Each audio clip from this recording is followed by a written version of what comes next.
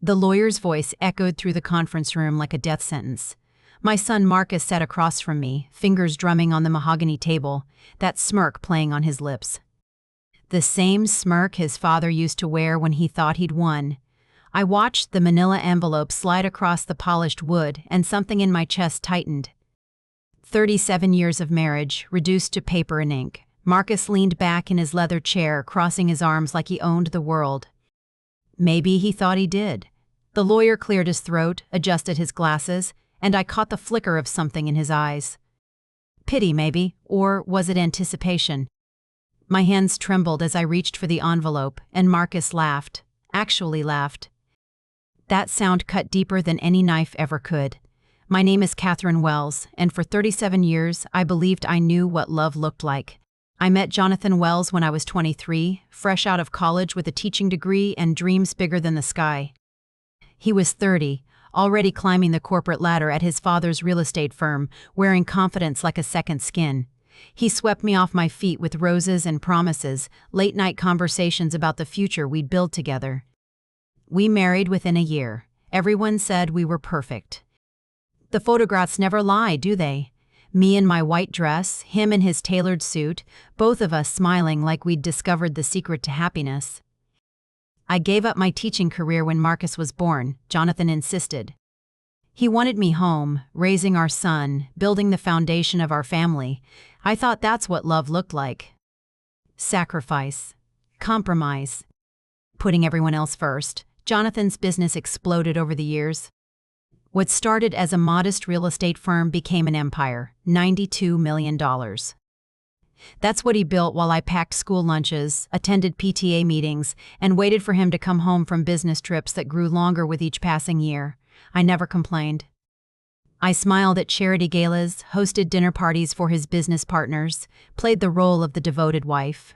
Marcus grew up watching his father's success, absorbing every lesson about power and money. By the time he turned 25, he was already working alongside Jonathan, learning the business from the inside. They'd spend hours in Jonathan's study, doors closed, talking about deals and investments while I brought them coffee and sandwiches. Sometimes Marcus would look at me with this expression I couldn't quite read, not quite pity, not quite contempt. Something in between that made my skin crawl. I started noticing the changes in Jonathan 5 years ago. The late nights became later, the business trips more frequent. He stopped touching me the way he used to, stopped looking at me like I mattered. I'd catch him on his phone, texting someone, and when I'd ask who, he'd snap at me about privacy and trust.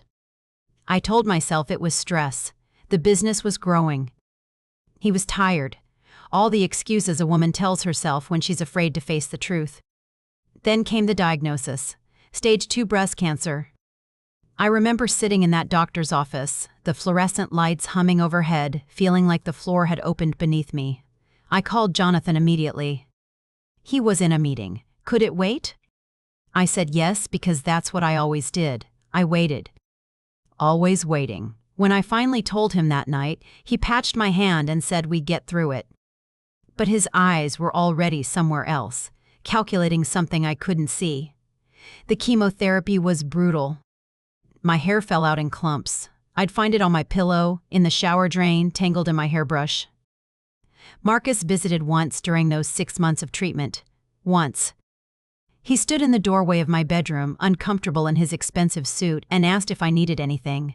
I wanted to say I needed my son, but the words stuck in my throat. He left after 10 minutes, promising to come back soon. He never did. Jonathan hired a nurse to take care of me, Maria. She was kind, efficient, everything you'd want in a caregiver. She'd sit with me during the worst days, hold the bowl when I couldn't stop vomiting, change my sheets when the night sweats soaked through. I wondered if Jonathan even noticed I was fighting for my life. He'd peek in occasionally, ask Maria how I was doing, then disappear back into his study or leave for another business trip. I survived. The cancer went into remission.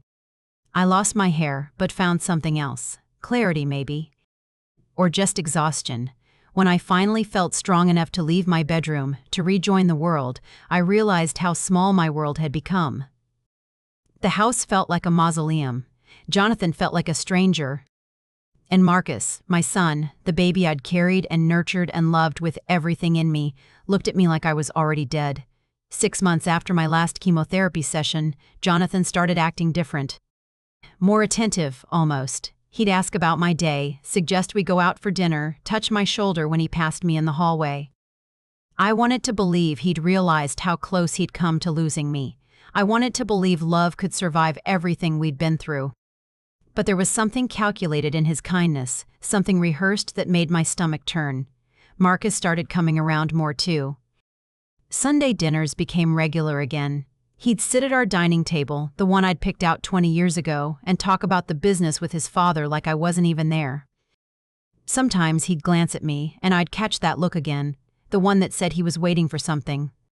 Planning something. I pushed the feeling away. He was my son, my blood. Surely that meant something. Then came the night everything shattered. Jonathan asked me to join him in his study. It was late, past 11, and I was already in my nightgown, ready for bed. But something in his voice made me follow. He sat behind his massive desk, the one that cost more than most people's cars, and folded his hands like he was about to conduct a business meeting. I stood there, barefoot on the Persian rug, and felt the temperature in the room drop. He wanted a divorce. Said it calmly, like he was ordering lunch. 37 years, and this is how it ended. Not with passion or anger or even sadness, just cold calculation. He had papers ready, he said. His lawyers had drawn up a settlement. He'd be fair, he promised. I'd be taken care of. The words washed over me like ice water. I couldn't speak. Couldn't breathe. He kept talking, explaining how we'd grown apart, how we wanted different things now, how this was best for everyone. I finally found my voice, asked him if there was someone else. He hesitated, just for a second, and I knew. Of course there was someone else. There probably always had been, multiple someones most likely. He didn't confirm it, didn't deny it, just said personal matters weren't relevant to the legal proceedings. Legal proceedings. That's what our marriage had become. A business transaction to be dissolved. I left his study without a word. Walked through our house, this mansion we'd built together, seeing it clearly for the first time. The artwork I'd never chosen. The furniture I'd never liked. The life I'd never really wanted but had convinced myself was mine. I climbed into our bed, the one we hadn't shared intimately in years, and stared at the ceiling until dawn. I didn't cry. Couldn't. The tears had dried up somewhere between the chemotherapy and this moment. I just felt empty. Hollow. Like someone had reached inside and scooped out everything that made me human. The next morning, Jonathan was already gone. Business trip to Seattle, his assistant informed me when I called his office. I spent the day walking through the house, touching things, remembering. The piano in the living room that I used to play before my hands got too stiff. The garden I'd planted when Marcus was 5, now overgrown and wild. The photo albums in the closet, documenting a life that looked perfect from the outside. Marcus called that afternoon. Asked if we could talk. I said yes, hoping maybe my son would be the one person in this family who still saw me as human. He came over within the hour, let himself in with his key, found me sitting in the sunroom surrounded by old photographs. He didn't ask if I was okay. Didn't hug me or offer comfort. He sat down across from me and started talking about the divorce like it was a done deal. Like my opinion, my feelings, my entire existence didn't matter. That's when he said it.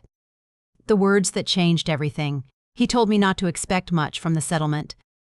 Dad's assets were complicated, he explained. Most of the money was tied up in the business, in trusts, in investments I wouldn't understand. I'd get the house maybe, some monthly allowance to live on. But the real wealth, the $92 million empire, that wasn't mine, had never been mine. Would never be mine. I looked at my son, this man I'd raised, and saw a stranger. Worse than a stranger, an enemy. He was already calculating, already planning how to protect his inheritance from his own mother. The way he spoke, so casual, so confident, told me he'd been part of these conversations with his father. Maybe he'd even suggested strategies to minimize what I'd receive. My own son plotting against me. Something broke inside me in that moment, not my heart. That had already shattered. something deeper. The last thread of hope that family meant something, that love could survive anything, that the years I'd given meant anything at all. I felt it snap, clean and final, and in its place, something new emerged. Something cold and sharp and absolutely clear. I smiled at Marcus. Told him I understood. Thanked him for being honest with me. He looked relieved, probably thinking I'd be easy to handle, the dutiful wife becoming the compliant ex-wife. He left shortly after, promising to help me find a good lawyer. Someone reasonable, he said. Someone who understood that contentious divorces only hurt everyone involved. I watched him drive away in his BMW, the one his father had bought him, and started making plans. I'd never been the type to snoop. 37 years of marriage, and I'd respected Jonathan's privacy like it was sacred.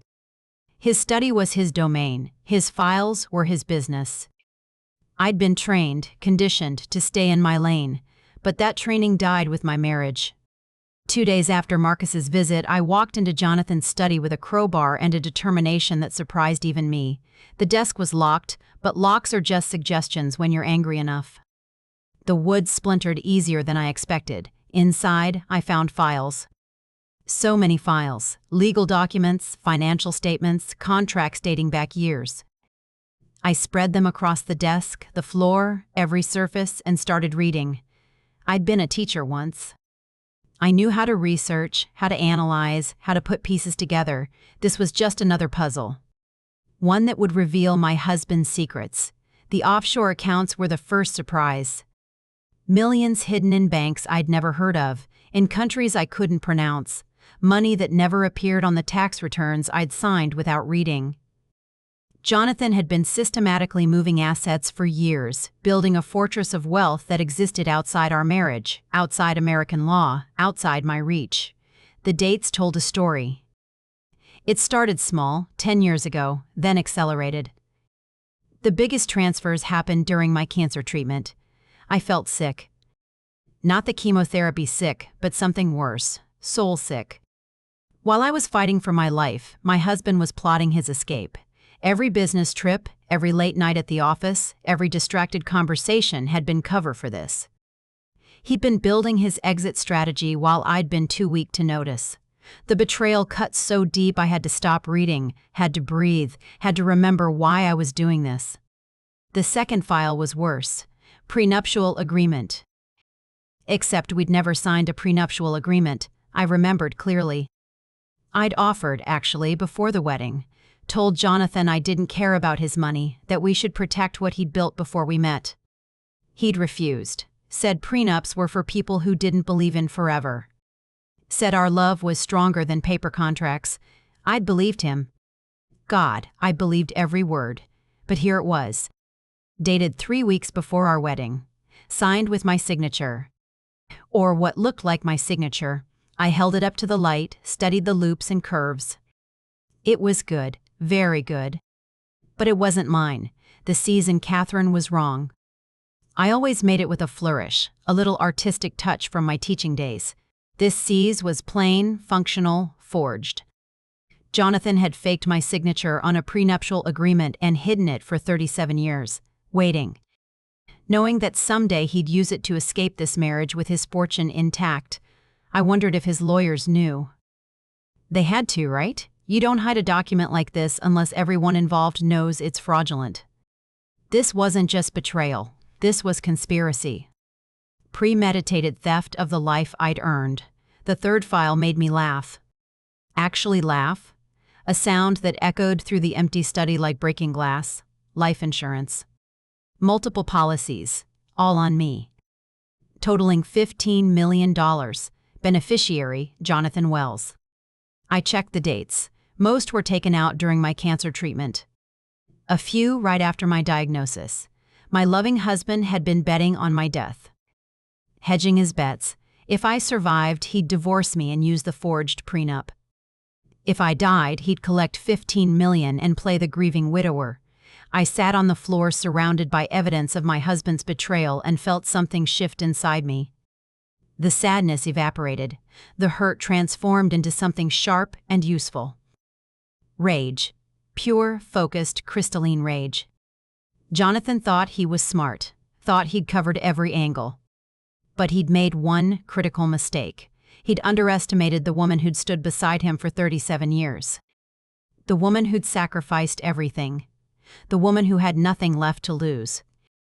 I took photographs of everything, every document, every account number, every signature. My phone's camera became my weapon. Click, click, click. Evidence, proof, ammunition. I organized the files carefully, put them back exactly as I'd found them, even swept up the wood splinters from the broken lock. Jonathan would never know I'd been here, not yet. Not until I was ready. The next discovery came from an unexpected source. Maria, the nurse who'd cared for me during chemotherapy, called out of nowhere, asked if we could meet for coffee. I said yes, curious.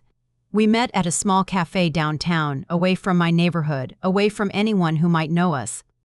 She looked nervous, kept glancing around like she expected someone to be watching. It took 20 minutes of small talk before she finally said what she'd come to say. She'd overheard things. During my treatment, when she'd been living in our house, taking care of me. Jonathan on the phone, late at night, thinking everyone was asleep. Conversations with Marcus. About me. About money. About timing. She'd felt guilty, she said. Wanted to tell me then, but wasn't sure if I'd believe her. Wasn't sure if it was her place. But she'd seen the divorce announcement in the society pages and couldn't stay silent anymore. Jonathan and Marcus had been planning this for years. The divorce was always coming. They were just waiting for the right moment. Initially, they'd hoped the cancer would solve their problem. When I survived, they adjusted their strategy. Had to be careful about timing, Marcus had said on one of those calls. Couldn't divorce a cancer patient. Bad optics. But once enough time passed, once I was healthy enough that people wouldn't judge, they'd move forward. Everything was calculated. Everything was strategy. Maria apologized for not telling me sooner, for being complicit in her silence. I told her it was okay, that I understood, that I was grateful she was telling me now. But inside, I was adding her information to my growing file. Another piece of the puzzle. Another nail in their coffins. She hugged me before we parted, whispered that she hoped I'd find justice. I promised her I would. That was a promise I intended to keep. Back home, I continued my investigation. Jonathan's computer was next. His password was easy to guess. My birthday, the one thing he'd always remembered. I felt a twisted satisfaction at using something so personal to access his secrets. His email was a goldmine. Correspondence with his lawyers, with his accountant, with Marcus. Strategies laid out in black and white. How to minimize my settlement. How to hide assets. How to paint me as unstable, possibly mentally compromised from the cancer treatment. There were emails to someone named Amanda. Love letters, if you could call them that. She was 32, worked in his company, had been his mistress for 4 years. The affair had started right after my diagnosis. While I was losing my hair, he was taking her to 5-star hotels. While I was vomiting from chemotherapy, he was planning weekend getaways. The emails were explicit, disgusting, filled with promises about their future together once he was free. Amanda knew about the divorce plan. Had been part of it. She'd pushed Jonathan to move faster, complained about waiting, threatened to find someone else if he didn't commit. He'd placated her with promises and gifts. A car. Jewelry. An apartment in Manhattan. All purchased with money I'd helped build. My sacrifice funding his affair.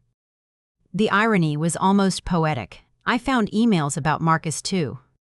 Father and son discussing me like I was a problem to be solved. Marcus was worried about my potential claim to the business. Jonathan reassured him. The prenup would handle it. Even if it was challenged, they had strategies. Trusts set up in Marcus's name. Assets transferred years ago. Shell companies and paper trails that would take any lawyer years to untangle. And they had time, patience, resources. I had none of those things. Or so they thought. The most chilling email was from Marcus to his father, dated 6 months ago. Subject line, Mom's mental state. He'd written a detailed account of our conversations, twisting my words to make me sound paranoid, depressed, possibly unstable. He suggested documenting everything, building a case that I was mentally incompetent. That way, if I fought the divorce, they could use my mental state to invalidate any claims. My own son, creating a fictional narrative to destroy me. I printed everything. The emails, the financial documents, the insurance policies, the forged prenup. I filled 3 boxes with evidence. Then I hid them, not in the house. Jonathan might search there eventually. I rented a storage unit under my maiden name, paid cash, left no trail. The boxes went there, safe and secure. My insurance policy. My nuclear option. I needed help. Professional help. The kind you don't find in the yellow pages. I started with my cousin Rachel, the only family member I'd stayed close to through the years. She was a journalist in New York, specialized in financial crimes. If anyone knew how to navigate this situation, it would be her. I called her on a burner phone I'd bought with cash. Paranoid, maybe, but justified. Rachel listened to everything, didn't interrupt, didn't judge, didn't tell me I was crazy. When I finished, she was quiet for a long moment. Then she said 3 words that changed everything. We destroy them. Not legally. Not just financially, completely. She knew people, she said. Lawyers who specialized in forensic accounting. Private investigators who'd worked with the FBI. Journalists who'd loved to expose a wealthy businessman's fraud. She could put together a team, but it would take time.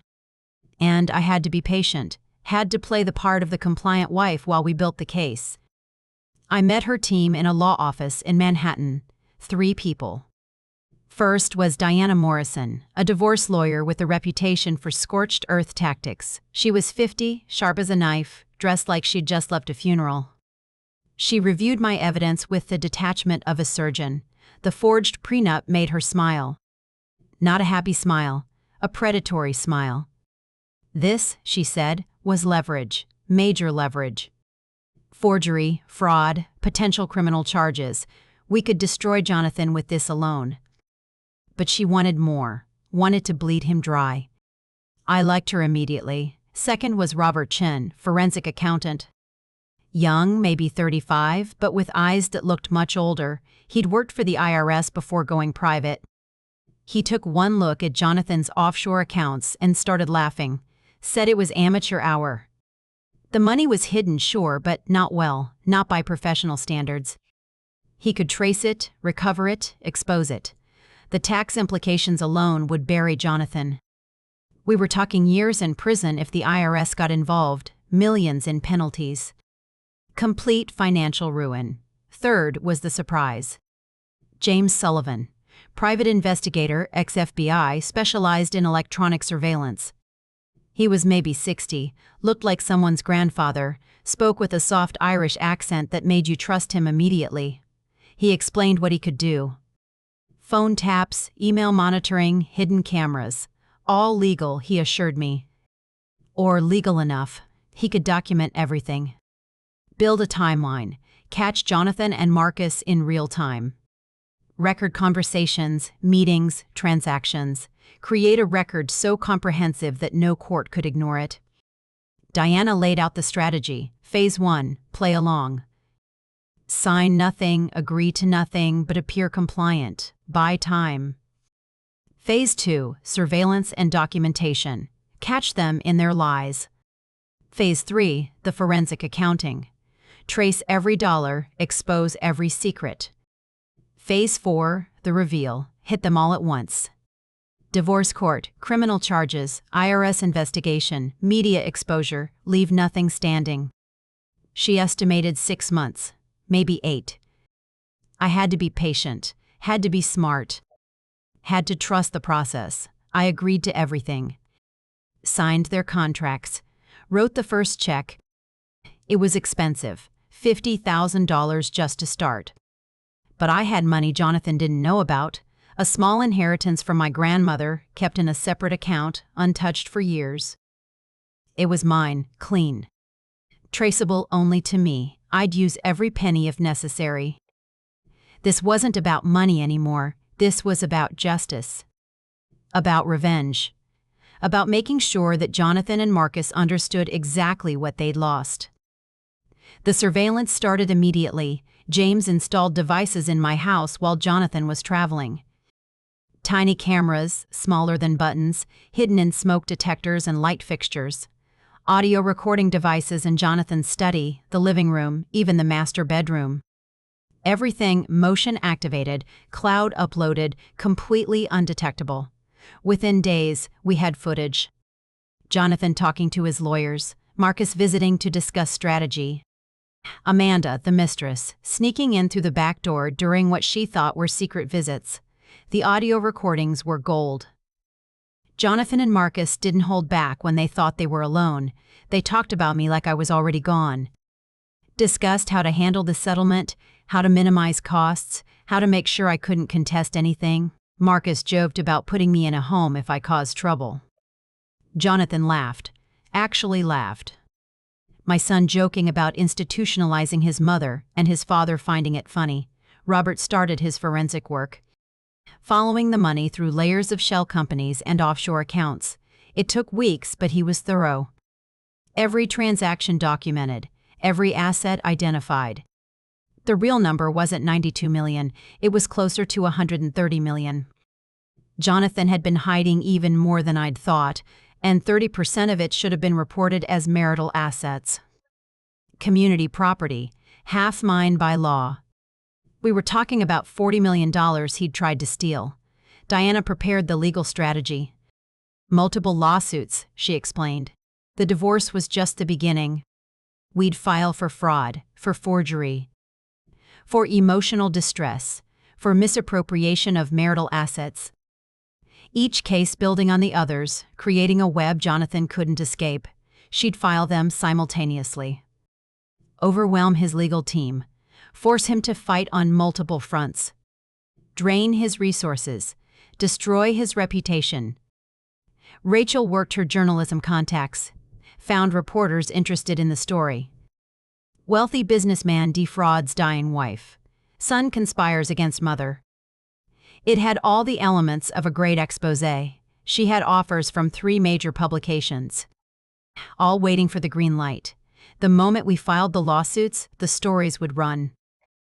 Jonathan's name would be destroyed, his business would collapse. No one would work with a known fraudster. The court of public opinion would convict him before any jury ever did. I watched and waited, played the role Diana had given me. The confused wife, the victim who didn't understand business or law.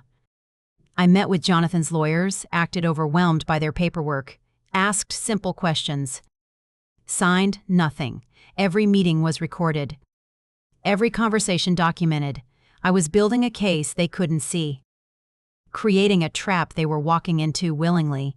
Jonathan grew impatient. Started pressuring me to sign the settlement papers. He'd be generous, he said.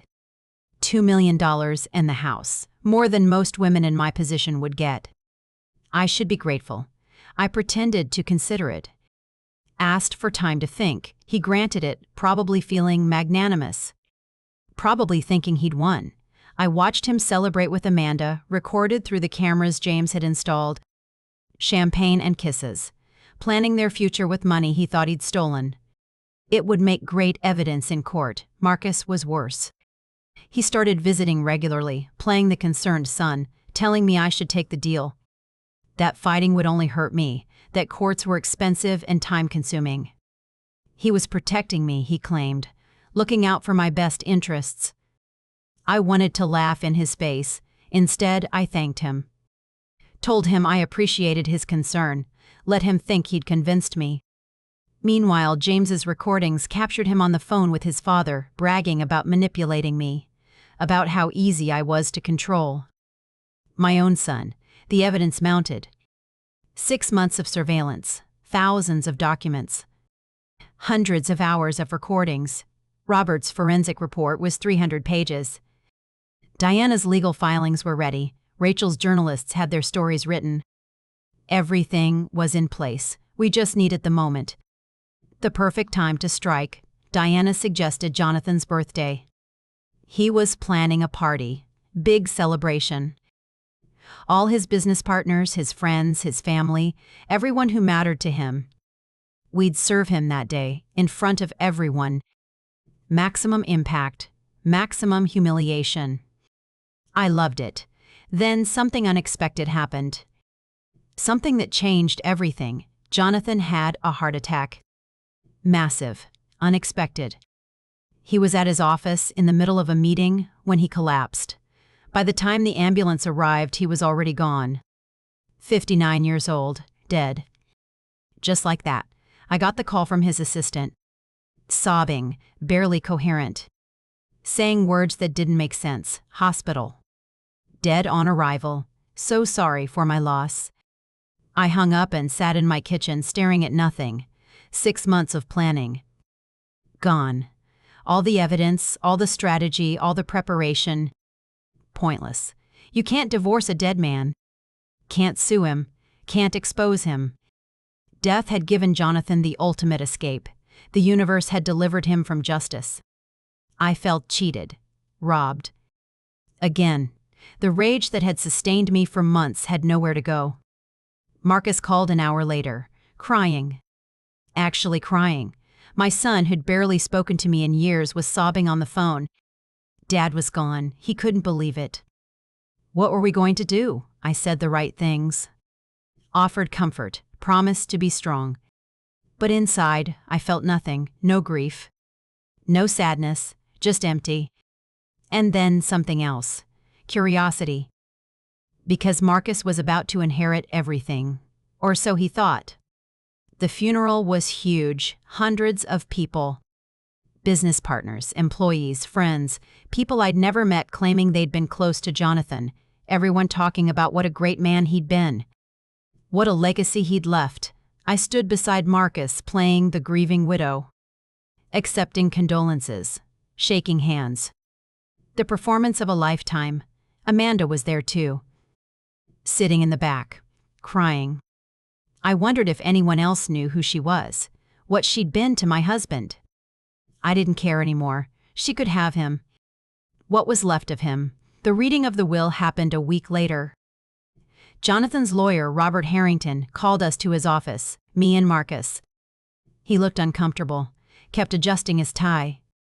Said there were some surprises, things we needed to know. Marcus looked bored, probably thinking this was just a formality.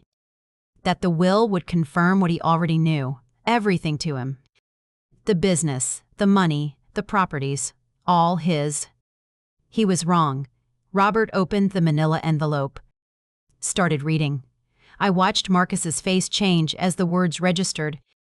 Jonathan had made a new will, 3 weeks before he died. Nobody knew about it, not Marcus. Not me, not even Robert until it was filed. It had been handled by a different lawyer, someone in Boston. Completely separate from Jonathan's normal legal team, and it changed everything. The bulk of the estate didn't go to Marcus, it went to a trust. A charitable trust, $90 million. Designated for cancer research, patient support, treatment facilities. The irony was crushing. Jonathan, who'd bet on my death, who'd hoped the cancer would solve his problems, leaving his fortune to fight the disease he'd wanted to kill me.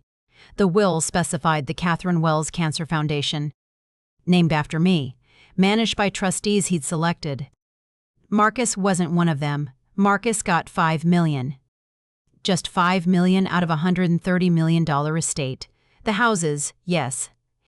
Some properties. But the real money, the business, the empire he'd built with his father, all of it was going to charity.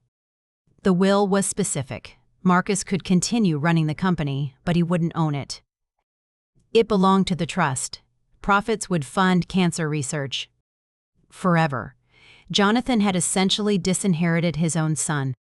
I sat in that conference room watching Marcus's world collapse. His face went red, then white. His hands shook. He started arguing.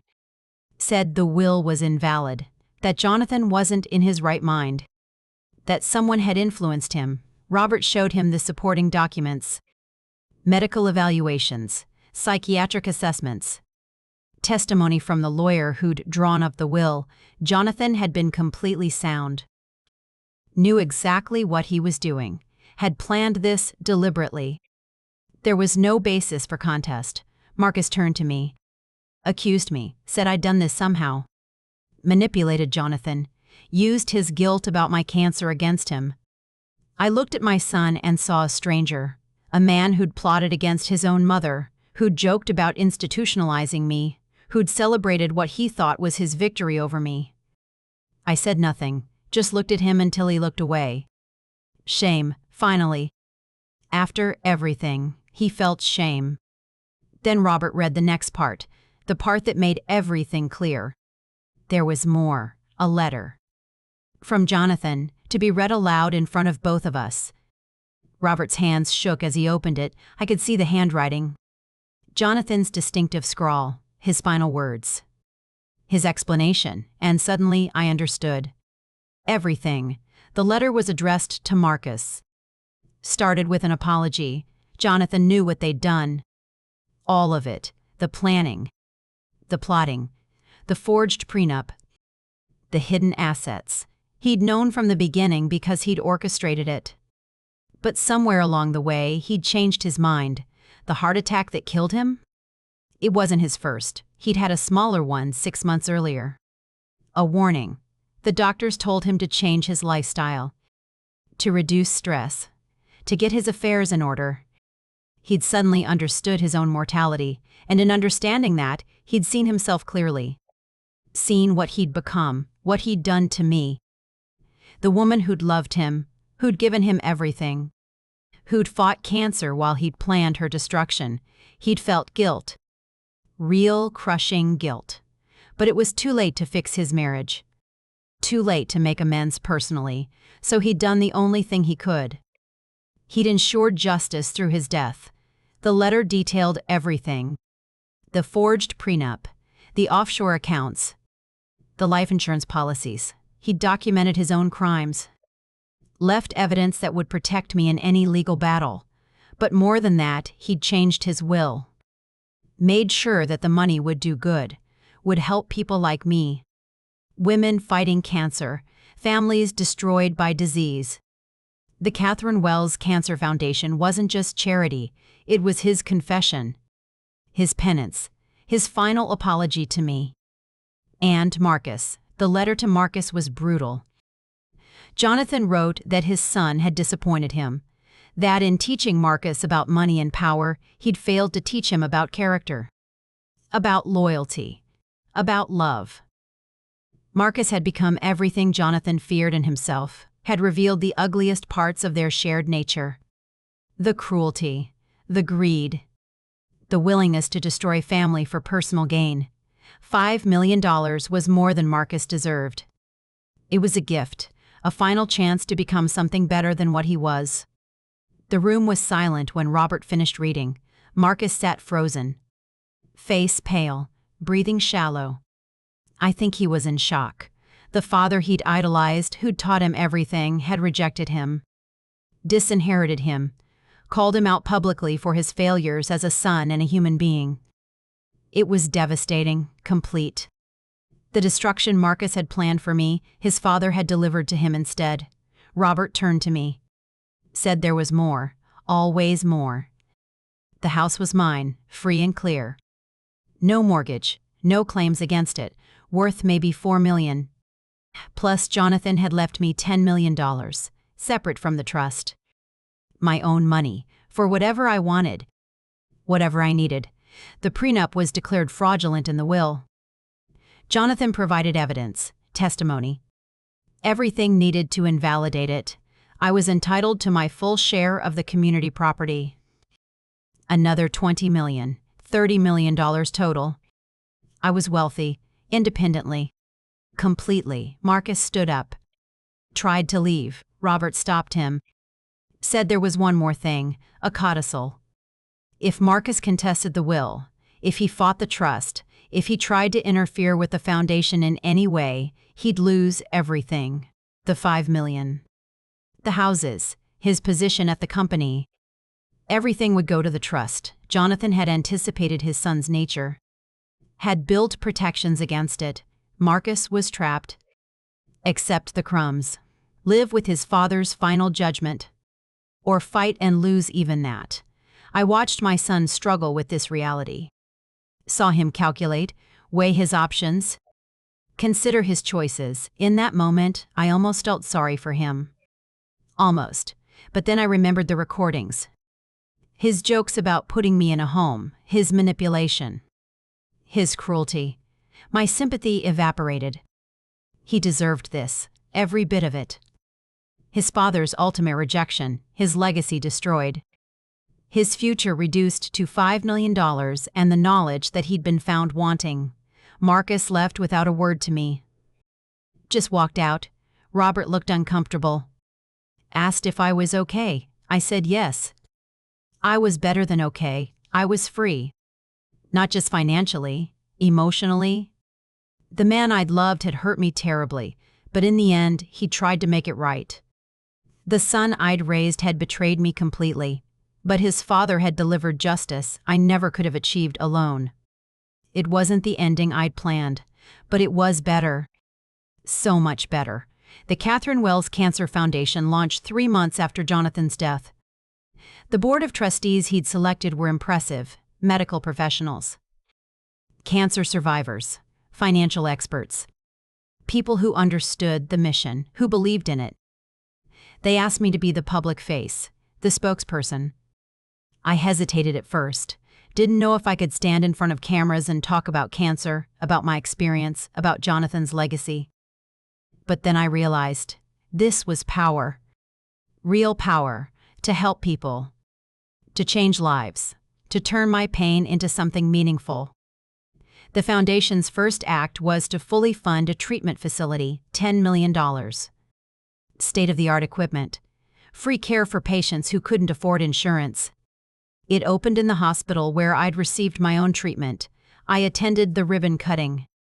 Saw the plaque, the Catherine Wells Treatment Center, my name, on a building, representing hope instead of pain. I cried, first time since Jonathan's death. Not from sadness, from something else.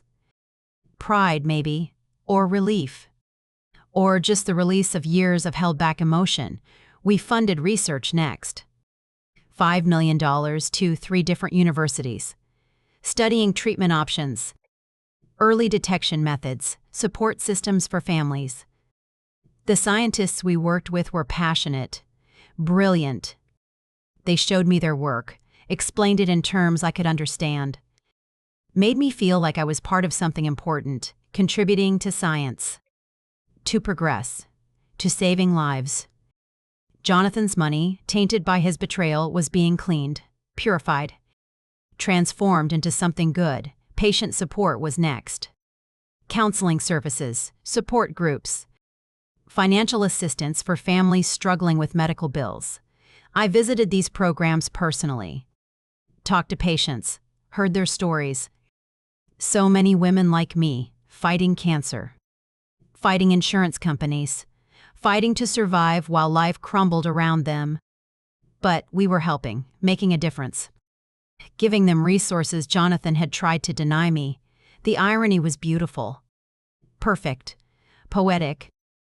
Marcus tried to contact me after 6 months. Left messages, emails, texts, asking to talk, to explain, to apologize, maybe. I ignored them all. Diana advised me to have no contact. Legally, it was safer. Emotionally, it was necessary. I didn't want his apologies. Didn't need his explanations. He'd shown me who he was. I believed him. Some betrayals can't be forgiven. Some relationships can't be repaired, mother and son. The bond that should be unbreakable, he'd broken it. Destroyed it. Left nothing worth salvaging. He tried showing up at my house once. I had security now. The money had bought me that. They turned him away. He stood at the gate arguing, pleading, saying he was my son, that I had to talk to him. I watched from the window, felt nothing. No anger, no sadness. Just empty. He was a stranger who shared my DNA. Nothing more. Eventually he left. Didn't come back. Maybe he finally understood. Some consequences are permanent, Some doors close forever. Ours had. The public reaction to the foundation was overwhelming. The story got out, of course. Jonathan Wells. Wealthy businessman, secret charitable will. Wife with cancer. It was everything the media loved. Rachel helped manage it, controlled the narrative, made sure the focus stayed on the foundation, on the good we were doing. Not on the scandal, not on the betrayal. Though that came out too, inevitably, the forged prenup, the hidden assets, Jonathan's attempt to divorce me, his sudden death and change of heart. Some people called him a hero, redeemed by his final act. Others called him a villain who'd gotten lucky, died before facing justice. I didn't care. He was dead. His reputation didn't matter. Only the money mattered, the good it could do, the lives it could save. Let people think what they wanted. Judge him however they chose. I knew the truth. Jonathan had been a complicated man, capable of great cruelty and, in the end, something like grace. That would have to be enough. Amanda disappeared after the will was read. Probably realized she'd wasted 4 years on a man who'd never planned to leave her anything. She'd been another pawn. Another victim of Jonathan's calculations. I didn't hate her. Pitied her, maybe. She'd loved a man who couldn't love anyone, who'd used her and discarded her, who'd promised her a future while planning a completely different ending. She was younger than Marcus, would have time to rebuild. I hoped she would. My health improved. The stress of the marriage, of the betrayal, had been killing me as surely as the cancer. Without it, I thrived. My oncologist was amazed, called me his miracle patient. 5 years, cancer-free. 6. 7. I started looking younger, feeling stronger. The money helped, of course. Personal trainers, nutritionists. The best healthcare money could buy, but it was more than that. Freedom, peace, purpose. These were better than any medicine. I traveled, saw places Jonathan had always been too busy to visit with me. Paris, Tokyo, Sydney. Everywhere I went, I visited cancer treatment centers, learned about their programs, their challenges, brought some of them into the Foundation's network, funded their research, shared our resources, built a global community of hope. The Catherine Wells Cancer Foundation became more than charity. It became a movement. I made friends, real friends. Not the society wives who'd surrounded me during my marriage. Women with substance. Survivors. Fighters. People who'd faced death and chosen life. We formed a support group. Met monthly, shared stories. Laughed, cried. Healed together. These women saw me. Really saw me, not as Jonathan's wife, not as Marcus's mother, just as Catherine. The woman, the survivor, the fighter. For the first time in decades, I felt seen. Dating was strange. Several men tried. Widows with money attract attention. Some wanted the wealth. Some wanted the status. Some genuinely seemed interested in me. I wasn't ready, maybe would never be ready. 37 years of marriage, even a bad marriage, leaves scars. Trust doesn't heal quickly. Maybe it never fully heals. I was okay with that. Better alone and whole than partnered and broken. I'd learned that lesson well. The Foundation's 5th anniversary was massive. Gala event. 500 guests, raising money. Celebrating progress. I gave a speech. Talked about my journey, the cancer, the betrayal, the unexpected gift Jonathan's death had given me. Not just money, purpose, meaning, a second chance at life. People cried, stood and applauded. Some came up afterward, shared their own stories, thanked me for giving them hope, for showing that betrayal and pain could transform into something beautiful. I went home that night and slept better than I had in years. Marcus's life unraveled slowly. Public. Painful. The kind of destruction that comes from your own choices. The business struggled without Jonathan. Turns out Marcus wasn't as smart as he thought, wasn't as capable as his father. Clients started leaving. Deals fell through. The company that had been worth millions started bleeding money. Marcus tried to stop it. Worked longer hours. Made desperate decisions. Nothing helped. He was watching his father's legacy crumble. And it was his fault. He tried to sell. Found a buyer willing to pay $20 million for the company. Would have saved him. Given him cash to start over. But the trust owned the business, not him. The board had to approve any sale. They refused. Said the company was worth more, that Marcus just needed time. Better management. They brought in consultants. Restructured. Marcus became a figurehead. Still CEO in title, powerless in practice. Watching others run the business he thought would be his. Then the personal scandal started. Marcus had always been careful, discreet. But desperation makes people sloppy. He started dating inappropriately. Women who worked for him, younger women. Power dynamics that made people uncomfortable. Someone filed a complaint. Then another. Human resources investigated. Found a pattern of behavior, harassment they called it. The board forced him out. No severance. No golden parachute. Just gone. From CEO to unemployed in 30 days. The money ran out faster than he expected. $5 million sounds like a lot, until you're living the lifestyle Marcus had built. Expensive cars, designer clothes, the penthouse apartment in Manhattan, high-end restaurants, private clubs. He couldn't adjust. Couldn't downsize. Pride wouldn't let him. He burned through $2 million in the first year, another $1 million the second year. Started making bad investments, trying to rebuild his wealth. Lost everything. Went from $5 million to $2 million to broke in under 4 years. He declared bankruptcy. It was in all the papers. Marcus Wells, son of Jonathan Wells. Lost everything, from heir to a fortune to broke. The schadenfreude was delicious. People who'd pretended to be his friends disappeared.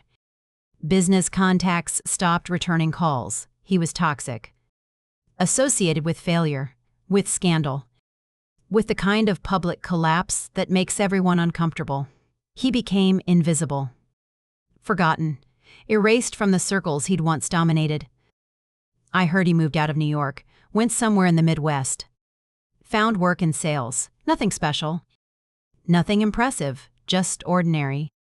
The life he'd looked down on, the mediocrity he'd scorned. Now it was his reality, his new normal. Everything he'd plotted to take from me, he'd lost instead. Not through my actions. Through his own, through karma. Through the natural consequences of being the person he'd become. Someone told me he tried to contact the foundation. Asked for help, financial assistance. He was struggling, they said. Couldn't afford rent. Couldn't make ends meet. Needed support. The irony was almost too perfect. My son, who tried to leave me with nothing, asking the foundation built with his father's guilty conscience for charity. The board asked my opinion. I said no. Simple as that. No explanation. No discussion, just no. Some lessons need to be learned the hard way. I ran into him once. Completely by accident, 5 years after Jonathan's death. I was in Chicago for a foundation event. Stopped at a coffee shop. And there he was, behind the counter, wearing an apron, taking orders. He saw me, face went white. Hands shook. I almost didn't recognize him. He looked older, worn. The confidence gone, the arrogance erased. Life had beaten him down, made him small. He tried to say something. I turned away. Ordered from the other barista, left without looking back. I didn't feel triumph, didn't feel vindication. Just sad. This was my son. The baby I'd carried, the child I'd raised. The man who'd betrayed me, reduced to this. Working minimum wage, struggling to survive. Part of me wanted to help, the mother in me. The woman who'd loved him unconditionally for so long, but I pushed it down. Reminded myself of what he'd done, of what he'd said. Some wounds don't heal. Some betrayals can't be forgiven, even from your own child, especially from your own child.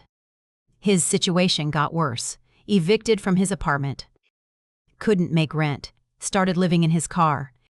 Then lost the car. Repoed. Not enough money to maintain payments. Someone from my old neighborhood saw him. Homeless. On the streets.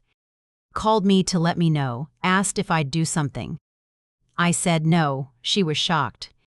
Called me cruel, heartless. Said he was my son. I told her what he'd done. Everything. The plotting. The manipulation. The cruelty. She went quiet. Apologized. Said she understood. Didn't call again. I don't know where Marcus is now. Don't check. Don't ask. He's not my problem. Not my responsibility. He made his choices. Lived with their consequences. That's life. That's justice. Harsh, maybe. But fair. He'd wanted to take everything from me. Leave me with nothing. The universe delivered that fate to him instead. Karma doesn't always work, but sometimes, rarely, perfectly, it does. People ask if I regret it, cutting him off completely. Letting him fall so far. I say no. And I mean it. Marcus had every advantage. Wealth. Education. Opportunities. He chose greed over character. Betrayal over loyalty. Money over family. Those were his decisions, not mine. I didn't put him on the streets. His own actions did. His own nature. I'm just refusing to save him from himself. That's not cruelty. That's consequence. 10 years after Jonathan's death, I sat in the Foundation's conference room reviewing our impact. $50 million spent.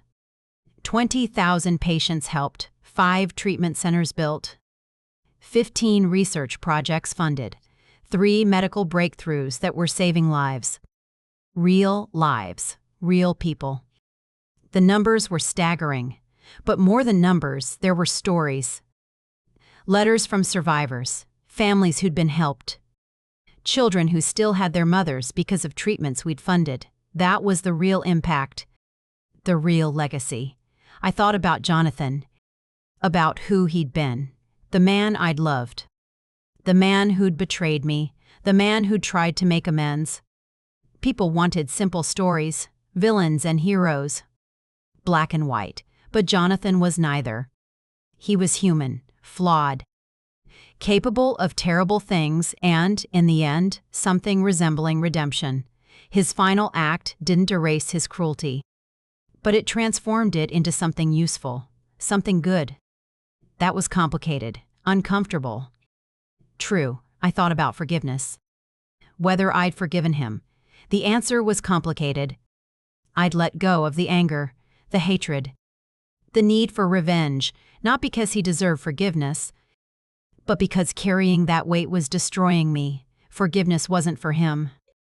It was for me, a gift I gave myself. The freedom to move forward, to build something new. To live without being consumed by what he'd done. That was its own form of power. Marcus was different, harder. I hadn't forgiven him, wasn't sure I ever would. A husband's betrayal is one thing. Expected, almost, in a cynical world where half of marriages fail. But a child's betrayal? That cuts deeper than any knife. That breaks something fundamental. The trust between mother and child. Sacred, irreplaceable. Once broken, it can't be repaired. Some wounds don't heal. Some relationships don't survive. Ours hadn't. Wouldn't, couldn't. I'd learned things about myself through this ordeal, strengths I didn't know I had. Resilience, determination, the capacity to not just survive but to thrive after devastation. I'd been the dutiful wife for so long. Playing the role, staying small, making myself less to make others comfortable, but that woman was gone. Dead, replaced by someone stronger. Someone who knew her worth. Someone who refused to be diminished ever again. The cancer had taught me about mortality, about the fragility of life, how quickly everything can change. But the betrayal taught me something more important. About choice, about agency, about the power we have to shape our own destinies. Jonathan and Marcus thought they controlled my fate, thought they could dispose of me like an inconvenient problem. They were wrong. Dead wrong. I'd taken their weapons and turned them into tools. Their betrayal became my liberation. I'd learned about money too. How it changes people, corrupts them, makes them forget what matters. Jonathan and Marcus lost themselves chasing wealth, protecting it, growing it. They sacrificed relationships, integrity, humanity at the altar of financial success. And what did it get them? Jonathan died before enjoying any of it. Marcus lost everything. The money they'd worshipped destroyed them both. The irony was almost poetic. But money was also power, used correctly, used ethically. The foundation proved that. $90 million changing lives, saving lives, giving hope to people who had none. That was power. Real power, not the corrupt kind that ruins relationships, but the transformative kind that builds something lasting, something meaningful. Jonathan had stumbled into that truth at the end. Marcus never learned it at all. I'd learned about trust, how rare it is, how precious, how easily destroyed. I'd trusted Jonathan for 37 years, trusted Marcus his entire life. Both had betrayed that trust so completely, so callously, that I'd become someone new, someone cautious, someone who verified everything, who believed nothing without proof. That was sad, a loss. But also necessary, the price of wisdom earned through pain. I'd learned about women, about how society still sees us, particularly older women, wives, mothers, expected to be selfless, to sacrifice, to accept whatever we're given gracefully, to never fight back, never demand more, never assert our worth. Jonathan and Marcus counted on that conditioning. Expected me to roll over, accept their settlement, disappear quietly. They didn't account for what happens when a woman decides she's done playing by rules designed to keep her powerless. The foundation gave me purpose beyond revenge, beyond anger, beyond the narrow life I'd lived for so long. I met remarkable women, doctors, scientists, activists, survivors, each with their own story of fighting back, of refusing to accept what disease, what society, what circumstances said about their worth. We formed a community, a network, supporting each other, amplifying each other's voices, proving that women who band together are unstoppable. I'd learned about legacy, what we leave behind. Jonathan's legacy was complicated. A business that enriched him but exploited others, a family he'd destroyed, but also a foundation that would outlive him, help people for generations. Was that redemption? I didn't know. Maybe it didn't matter. Maybe legacy isn't about balancing scales. It's just about the impact, the ripples we create. Whether they're positive or negative, Jonathan's ripples were both. That would have to be enough. My own legacy was still being written. The foundation would continue after I was gone. The board would carry on the work. But more than that, I'd proven something. To myself. To other women. That betrayal doesn't have to destroy you. That cancer doesn't have to define you. That at any age, after any trauma, you can rebuild. You can start over. You can become someone new. Someone stronger. Someone who matters.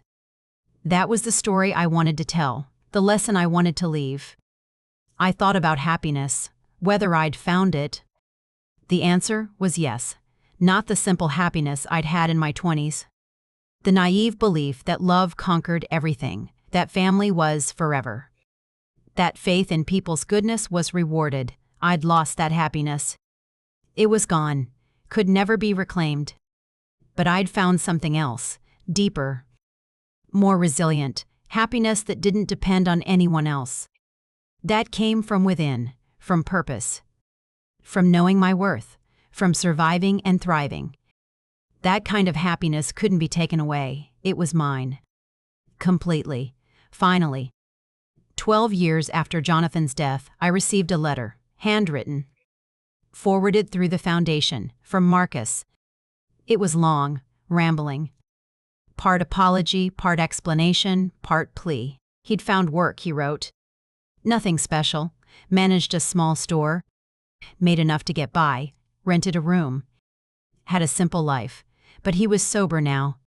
Had been for 3 years, attending meetings. Doing the work. Trying to become someone better. Someone worthy. He understood why I'd cut him off. Didn't blame me. Said he deserved it. Worse, probably. He'd spent years angry. At me. At his father. At the universe. For taking everything he thought was his. But therapy helped him see. Nothing had been taken. He'd destroyed it himself. Through arrogance. Through cruelty. Through becoming exactly what his father had warned against in that final letter. He was sorry. Truly sorry. Not expecting forgiveness. Just wanting me to know. Wanting me to understand he'd changed. I read the letter 3 times. Looked for manipulation. For angles. For the Marcus I'd known trying to work some scheme. Couldn't find it. The letter felt genuine. Raw. Honest in a way Marcus had never been. But I didn't know what to do with it. Didn't know if I cared. Part of me had moved on so completely that Marcus was just a memory. A painful chapter in a book I'd closed. Did he deserve a response? Did I owe him anything? I wasn't sure. I talked to my therapist about it. Yes, I had a therapist now. Had for years. Processing trauma, they called it. Working through the betrayal. Learning to trust again. Building healthy relationships. It helped. Made me understand myself better. Understand why I'd stayed so long. Why I'd accepted so little. Why I'd made myself small.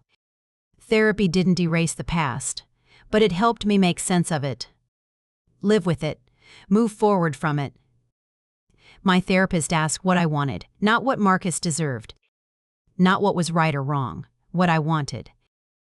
It was a good question, one I'd spent a lifetime not asking. I wanted peace, I realized, complete peace. And some part of me couldn't find that while Marcus existed out there as this unresolved wound, this open question, maybe talking to him, seeing him, would give me closure, or maybe it would reopen everything. I didn't know, but I decided to find out. I wrote back, short letter. Said I'd received his note, was glad he was doing better. If he wanted to talk, really talk, I was willing to meet. Once. No promises beyond that, just conversation. A chance to say whatever needed saying, close the chapter properly. I gave him my lawyer's contact information. Diana would arrange it if he was serious. I waited, wondering if he'd respond. If he'd really changed, or if this was just another manipulation. He contacted Diana within days, said he'd meet whenever, wherever I wanted. Would agree to any conditions. Just wanted the chance to see me. To talk.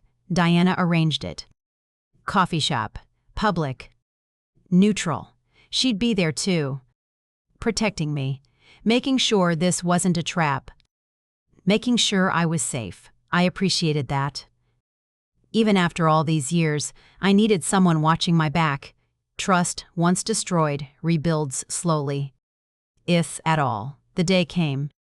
I arrived early, sat in the corner booth Diana had reserved. Watched the door. Marcus walked in exactly on time. I almost didn't recognize him. He looked old. Older than 48, hair gray. Face lined, body thin in a way that spoke of hard times. He wore cheap clothes, clean but worn. He saw me, froze. Then walked over slowly, like he was afraid I'd disappear. Or maybe afraid I'd attack. Diana watched from another table. Silent guardian, letting us have space but ready to intervene. Marcus sat down, didn't speak for a long moment. Just looked at me. I looked back. Saw a stranger, saw my son. Saw both simultaneously. It was disorienting. He broke first, started apologizing. Words tumbling out. Everything he'd done. Everything he'd said. The plotting with his father. The manipulation, the cruelty. He remembered all of it, carried all of it. Had spent years trying to understand how he'd become that person, the person who'd hurt his own mother, who'd valued money over family, over humanity. I listened, didn't interrupt. Let him say everything, get it all out. He talked about his fall, the bankruptcy, the homelessness, the addiction that followed. He'd hit bottom hard, stayed there for a while. Wanted to die, actually, planned it. But something stopped him, couldn't say what. Maybe cowardice, maybe some spark of survival. But he'd checked into rehab instead, state-run. Free, for people was nothing. And there he'd started rebuilding, slowly, painfully, one day at a time. The program taught him things about himself, about addiction, not just to drugs but to everything. Money, power, approval. He'd been chasing his father's approval his whole life. Never felt good enough, smart enough, successful enough, so he'd become ruthless, cruel, trying to prove himself. And in that process, lost himself completely, lost everything that mattered, including me, his mother. The one person who'd loved him unconditionally, until he destroyed even that. He didn't ask for forgiveness, said he didn't deserve it. Didn't expect it. Just wanted me to know he understood. Understood what he'd done, what he'd destroyed, what he'd lost, and that he was trying, every day, to be better, to help others, to live with integrity, to become someone his mother could have been proud of, even if she never knew. Even if she never forgave him, that was enough. Had to be enough. I sat with his words, let them settle, watched his face, looked for lies, for manipulation. Found none, just pain, regret, genuine remorse. It didn't fix anything, didn't undo the past. But it was something. Acknowledgement, accountability, the things I'd never gotten from Jonathan, never gotten from Marcus before. It mattered. Maybe not enough, but it mattered.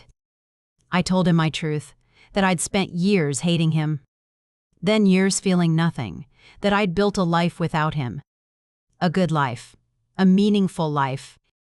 That the foundation had given me purpose his betrayal had stolen, that I was happy now. Complete, that I didn't need him in my life to feel whole. That ship had sailed, that door had closed. But I appreciated his honesty, his growth, his effort to become better. That meant something. Even if it couldn't repair what he'd broken. He nodded. Said he understood, didn't expect anything different. Just wanted me to know, wanted to say the things he'd needed to say. He stood to leave, then hesitated. Asked if he could hug me, just once. To say goodbye properly, I almost said no. Then surprised myself, said yes. He hugged me, gently, carefully, like I might break. Or like he might. I felt his tears, wet against my shoulder, felt my own starting. We stood like that for a moment, mother and son, broken beyond repair, but acknowledging each other, seeing each other, one last time. He left, walked out of the coffee shop. Out of my life. Diana came over. Asked if I was okay. I said yes. I was. Not happy. Not sad. Just at peace. Finally, after 12 years. I'd gotten what I needed, not reconciliation, not relationship, but closure. The chance to see that Marcus had faced consequences, had changed. Was trying. That was enough. I could let go now, completely.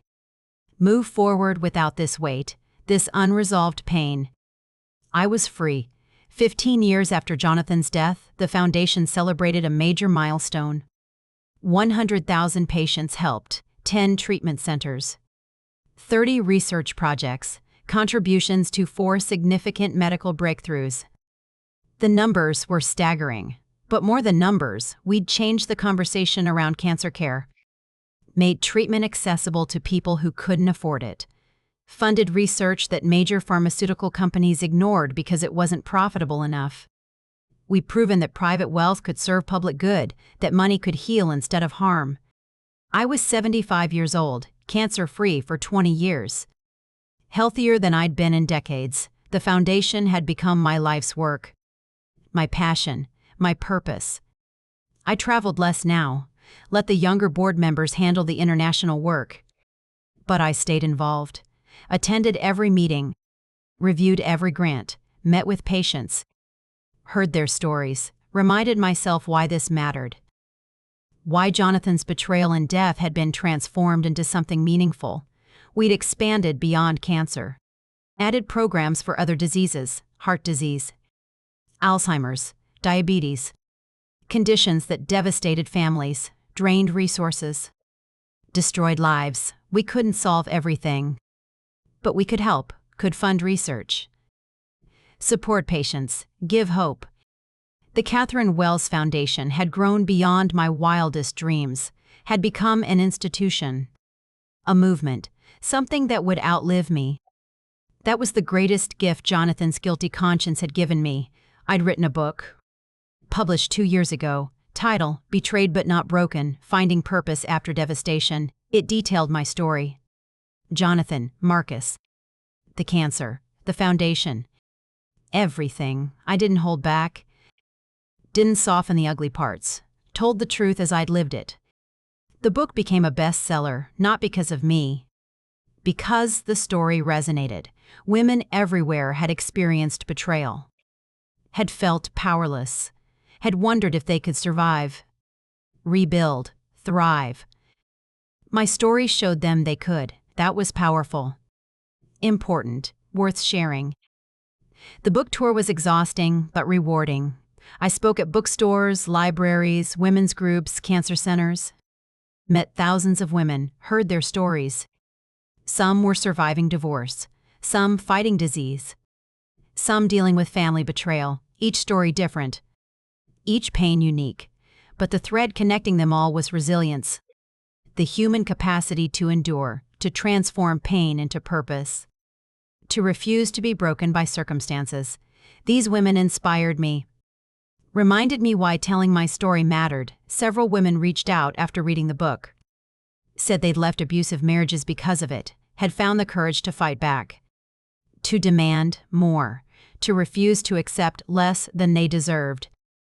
Some had started foundations of their own, supporting causes they cared about, turning their pain into positive change. I received letters daily, emails, messages, each one telling me how the story had helped, had given hope, had shown a path forward. That was the real legacy. Not the money, the inspiration. The foundation board approached me about succession planning. I was getting older, needed to think about the future. Who would lead when I couldn't anymore? I'd resisted these conversations for years, didn't want to think about endings. But they were right. The foundation was bigger than me now. Needed to continue after I was gone. We started the process. Identifying potential successors, building leadership pipelines, ensuring institutional knowledge transferred properly. It was bittersweet, but necessary. I'd made peace with my life, the good and the bad. Jonathan's betrayal had devastated me, nearly destroyed me, but it had also freed me, forced me to become someone new, someone stronger, someone who knew her worth. Marcus's betrayal had broken my heart, shattered the illusion of family, but it had taught me about boundaries, about consequence, about the importance of protecting yourself from people who would harm you. Even family, especially family. The cancer had been terrifying, had shown me mortality, fragility, how quickly life could change. But it had also revealed strength I didn't know I had, resilience, the will to fight, to survive, to thrive despite everything. Without the cancer, I might have stayed in that marriage forever, accepted Jonathan's treatment, never fought back. In a twisted way, the disease had saved me, given me clarity, forced choices I'd been too afraid to make. I'd found love again. Not romantic love. That ship had sailed. But other kinds. Deep friendships. Community. Connection with women who understood my journey. Who'd walked similar paths. We supported each other. Celebrated victories. Mourned losses. Built lives that had meaning beyond marriage, beyond children, beyond traditional measures of women's success. We were complete on our own. Together. That was revolutionary. Beautiful. Enough. My health was good. Better than good. My doctors called me their miracle patient. 20 years cancer-free. Excellent vitals. Active lifestyle. I attributed it to purpose, to having something worth living for. The foundation gave me reason to get up every morning, to stay healthy, to keep fighting. That was powerful medicine. More effective than anything pharmaceutical companies could create. Purpose. Meaning. Contribution. These sustained life better than any drug. I'd accumulated wealth I never expected. The $30 million from Jonathan's estate had grown. Investments Diana had helped me make. Real estate. Stocks. Smart financial planning. I was worth maybe $50 million now. More money than I could spend in 10 lifetimes. It didn't matter anymore. Not the way Marcus had thought it would. Not the way Jonathan had lived for it. Money was just a tool. For security, yes. For comfort. But more importantly, for impact. For changing lives. For leaving the world better than I'd found it. I'd established a scholarship fund within the foundation for children of single mothers. Kids whose parents couldn't afford college, who'd faced hardship but persevered. Who deserved opportunities but lacked resources. 20 full scholarships a year. Everything paid. Tuition, room, board, books. I met the recipients annually, heard their dreams. Their goals. Their plans to change the world. Some wanted to be doctors, lawyers, engineers, teachers. Each one brilliant, determined, full of potential. Investing in them was investing in the future. That brought me joy, deep, lasting joy. I stood at Jonathan's grave for the first time in 15 years. Spring morning. Flowers blooming, birds singing. The cemetery was peaceful, well-maintained. His headstone was simple, Jonathan Andrew Wells. Beloved father, successful businessman.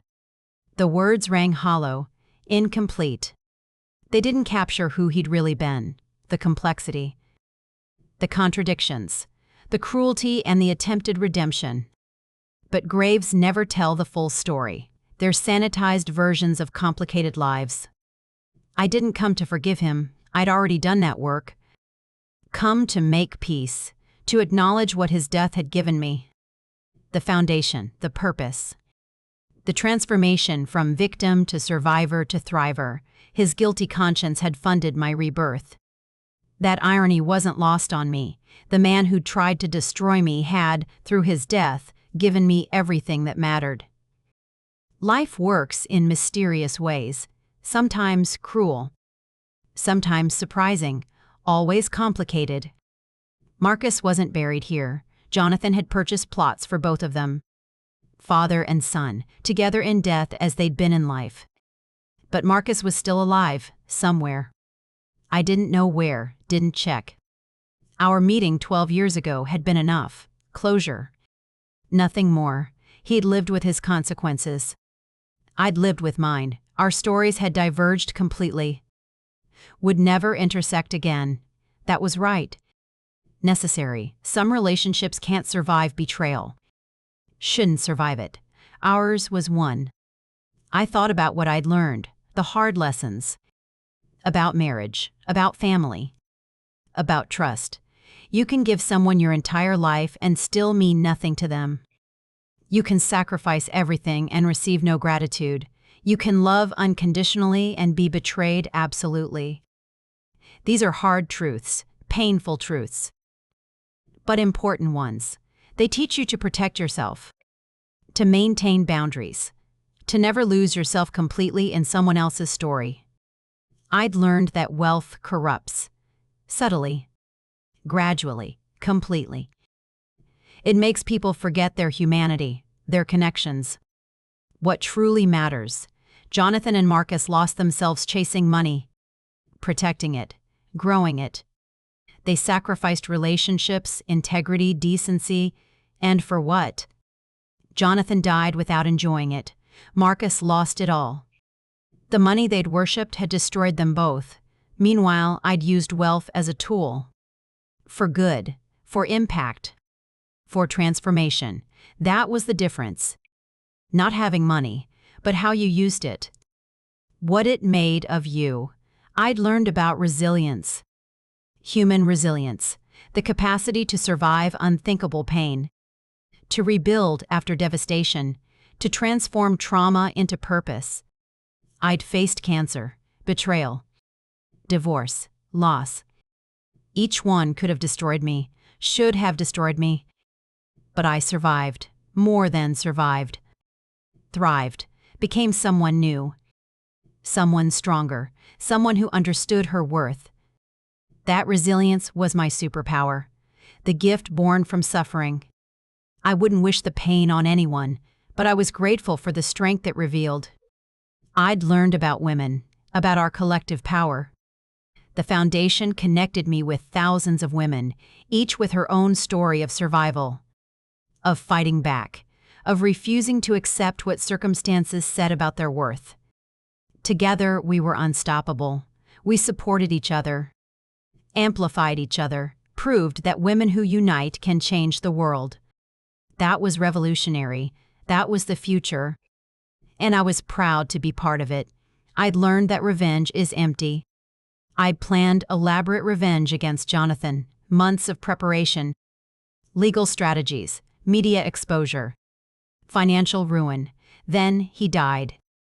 And I realized none of it mattered. Revenge wouldn't heal me, wouldn't get me back the lost years, wouldn't make me whole. Only I could do that, through choices, through purpose, through building something meaningful. Jonathan's death delivered better revenge than anything I could have planned. Natural consequences. Karma. The universe balancing scales. I couldn't. I'd learned about forgiveness. Real forgiveness. Not the kind that excuses behavior. Not the kind that reconciles. But the kind that releases. That says, I'm not carrying this anymore. I forgave Jonathan not because he deserved it, but because I deserved peace. I forgave myself for staying so long, for accepting so little, for not seeing the truth sooner. That self-forgiveness was harder than forgiving him. But more important, more transformative, more healing. I'd learned that legacy matters. Not the legacy society values, money, success, status, but the legacy of impact, of lives touched, of world changed, of pain transformed into purpose. The foundation was my legacy, would outlive me, would help people long after I was gone. That mattered. That was immortality, not in the biological sense, but in the meaningful sense. My life would ripple forward, touch future generations, make differences I'd never witness. That was enough, more than enough. The moral of my story isn't simple. Life rarely is. But if I had to distill lessons learned, they'd be these. First, never lose yourself completely in someone else's story. Maintain your identity, your worth, your boundaries. Second, betrayal says nothing about your value, everything about theirs. Don't internalize others' cruelty. Third, resilience is built through surviving what you thought would destroy you. Trust that strength. Fourth, money is a tool. Use it wisely, for impact, for good, not for ego or revenge. Fifth, forgiveness is for you, not them. Release the weight, find peace, move forward. Sixth, family isn't sacred just because of blood. Some relationships are toxic. Walking away is sometimes the healthiest choice. Seventh, purpose sustains life better than any medicine. Find what matters. Build around it. Eighth, Women supporting women changes the world. Build community. Lift others. Rise together. Ninth, karma is real. Maybe not fast, maybe not obvious, but real. Trust that consequences come. Finally, it's never too late, at any age. After any trauma, you can rebuild. You can start over. You can become someone new. Someone stronger. Someone who matters. I left Jonathan's grave with peace I'd never expected to find. Walked back to my car through the spring morning. Felt the sun on my face. Breathed deeply. Felt gratitude, not for the betrayal, but for surviving it, for transforming it, for becoming who I was meant to be. Jonathan and Marcus had tried to write my ending, tried to reduce me to nothing. They failed. I wrote my own ending, built my own story, created my own legacy. That was the greatest revenge. Living well, living fully, living with purpose. That was victory. Complete, final. Mine. The Catherine Wells Foundation continues its work, helping thousands, funding research, saving lives. That's my story. My legacy, my contribution. Not perfect, nothing ever is, but meaningful, important, real. I survived betrayal and built something beautiful from the ashes.